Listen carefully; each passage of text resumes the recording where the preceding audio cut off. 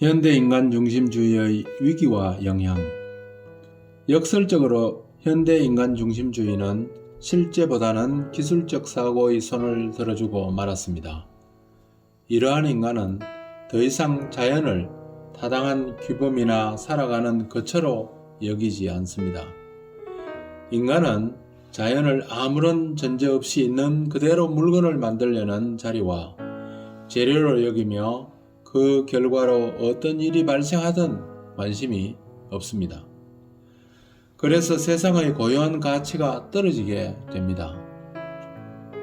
인간은 이 세상에서 제자리를 되찾지 못하면 자기 자신을 제대로 이해하지 못하고 결국 스스로 모순된 행동을 하고 맙니다. 인간이 그 본래의 선한 목적을 따라 사용하도록 땅이 하느님에 의하여 그에게 주어졌을 뿐 아니라 인간도 인간 자신에게 하느님에 의하여 주어졌으며, 이러한 이유로 인간은 자신이 타고나는 자연적이고 윤리적인 구조를 존중해야 합니다. 근대에는 지나친 인간 중심주의가 있어왔고, 이는 오늘날에도 여전히 또 다른 모습으로 위장하여 공동의 이해와 사회적 결속 강화를 위한 모든 노력을 제어하고 있습니다. 그래서 현실과 인간 중심주의가 불러온 한계에 새롭게 주의를 기울일 때가 되었습니다. 이는 개인과 사회가 더욱 건전하고 풍요롭게 발전하기 위한 조건이 됩니다. 그리스도교 인간학이 적절하게 제시되지 못한 것이 인간과 세상의 관계에 대한 오해를 낳았습니다. 프로메타우스처럼 세상을 지배하려는 꿈이 퍼져나가면서 자연보호는 나약한 사람들이나 하는 일이라는 인식이 나타났습니다.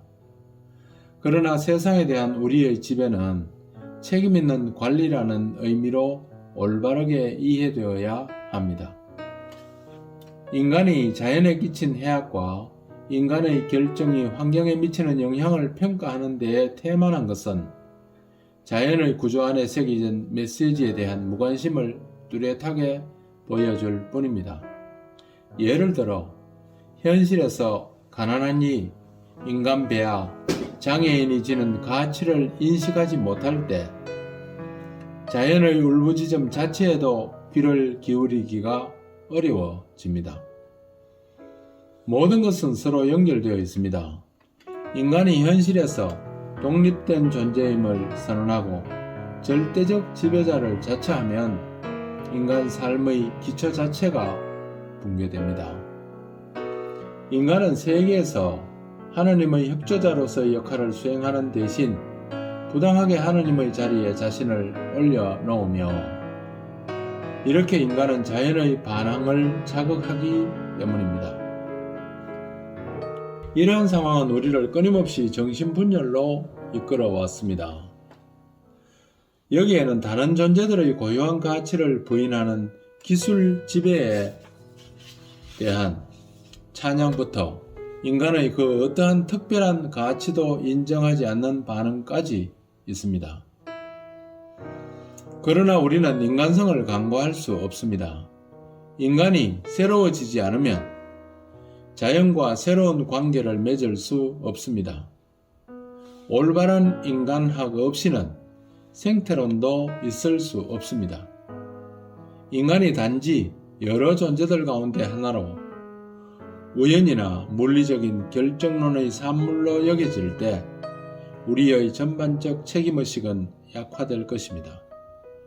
그릇된 인간 중심주의가 반드시 생물 중심주의에 자리를 내어줄 필요는 없습니다. 이러한 생물 중심주의는 오늘날 문제들을 해결하지 못하며 문제들을 가중시키는 또 다른 불균형을 일으키는 것을 의미하기 때문입니다. 인간만이 지닌 고유한 지성, 의지, 자유, 책임의 능력을 인정하지 않고 소중히 여기지 않는다면 인간이 이 세상을 책임있게 대할 것을 바랄 수는 없습니다. 그릇된 인간 중심주의에 대한 비판이 인간관계의 가치를 떨어뜨리도록 해서는 안 됩니다. 오늘날 생태적 위기가 근대성의 윤리적, 문화적, 영적 위기의 발발이나 발현을 의미한다면 모든 근본적인 인간관계를 치유하지 않고는 우리가 자연과 환경과 맺은 관계를 감히 치유할 수 있다고 생각할 수 없습니다. 다른 모든 피조물을 견지워 인간이 특별한 가치를 지녔다고 주장하는 그리스도교 사상은 우리가 모든 인간의 가치를 인정하고 다른 이들을 존중하게 합니다. 알고 사랑하며 대화할 수 있는 너에게 마음을 여는 것은 언제나 인간을 고귀한 존재로 만들어줍니다. 따라서 피조물과 올바른 관계를 맺기 위해서 인간이 다른 사람들에게 마음을 여는 사회적 측면은 물론 하느님이신 당신께 마음을 여는 초월적 측면을 악화시켜서는 안 됩니다.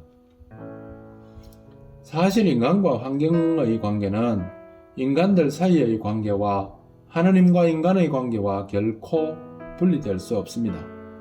그러한 관계가 분리된다면 이는 생태적 아름다움으로 위장된 낭만적 개인주의로 내재성 안의 숨막히는 단절이 될 것입니다. 모든 것이 서로 관계를 맺고 있기에 자연보호와 낙태의 정당화도 양립할 수 없습니다. 비록 임신으로 불편한 어려움이 생긴다 해도 인간 배아를 보호하지 않는다면 우리 주변에 존재하면서 때로는 성가시게 귀찮게 하는 약한 존재를 받아들이라고 가르치는 것은 불가능해 보입니다. 새 생명을 받아들이려는 개인적 사회적 정서가 사라지면 사회에 소중한 또 다른 것들도 받아들이지 않게 됩니다. 지난 수세기 동안 전개된 그릇된 주장을 극복할 새로운 종합이 이루어져야 합니다. 그리스도교는 그 고유한 정체성과 예수 그리스도께 받은 진리의 보화에 충실하면서 언제나 자신을 돌아보고 새로운 역사적 상황들과 끊임없이 대화를 나누고 있습니다. 이렇게 하여 그리스도교는 그 영원한 새로움을 꽃피우는 것입니다.